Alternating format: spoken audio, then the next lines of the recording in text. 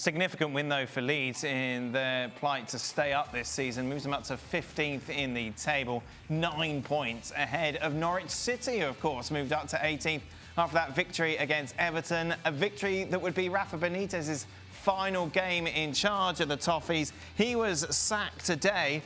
Don, who on earth could have seen this coming? I've no idea. Absolute mystery, wasn't it? I mean, dear me. I mean, it was never an appointment. I told you it would end in tears. You did, Don, many times. 200 days he lasted.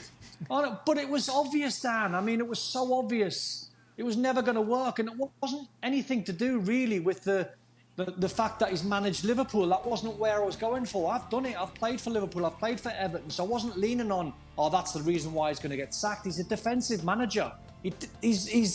His record actually at Newcastle wasn't actually that great. Steve Bruce was on a par with him at times. And you can't be a manager of Everton where you've got one win in about 2.5 months. And in the game against Norwich, it was one of them games before the game you go, if Everton don't beat Norwich, who have not scored in about 5 games and shipped about 20-odd goals, they are bang in trouble. And you look at the lineup and you see Richarlison on the bench and Ross Townsend on the bench. Marcel Brands left about 10 days ago. Luca Dean then has a pop at the manager who left about 4 days ago. Then all of a sudden, Everton fire the manager. It's just an absolute mess at the moment. Let's take a look then at who is the favourite to replace him. You were on digital today, so you were saying you think it should be Wayne Rooney. I am sorry. How Wayne's name...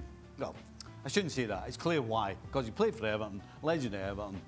But really, that's why you get a job. I mean, did he not look across at his old club, Man United, at Ollie? I mean, there's no way on this earth that Wayne Rooney has enough experience in management to go and manage a club the size of Everton.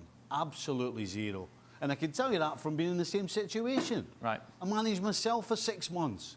And if somebody had turned round to me after that 6 months and said, oh, hey, we want you to go to Everton or Liverpool, I'd have been like, are you kidding?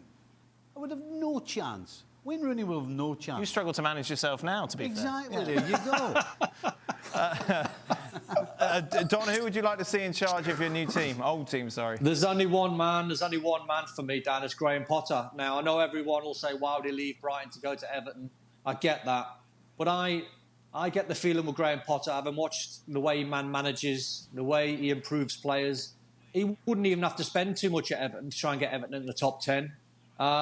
They need to pick carefully the next manager. Now, it might be Duncan for the next couple of weeks, Duncan Ferguson. It might even be a chance to give Duncan Ferguson the job till the end of the season. If he does it really well and he manages well and he shows his skills and he proves that he can do the job, then he might be a contender. But I think in terms of a manager that could take Everton on, I think it's Graham Potter. The noises I was hearing from inside the club before Rafa Benitez got appointed, it was the first time there's been a split at boardroom level. Farhad Moshiri wanted Rafa Benitez and Bill Kenwright wanted Roberto Martinez, and that was the split. And Farhad Moshiri being the majority owner, he got his way, went for Rafa, and it never worked. So it wouldn't surprise me if Martinez was the favourite, but I would go for Graham Potter. Thanks for watching ESPN on YouTube. For live streaming sports and premium content, subscribe to ESPN+.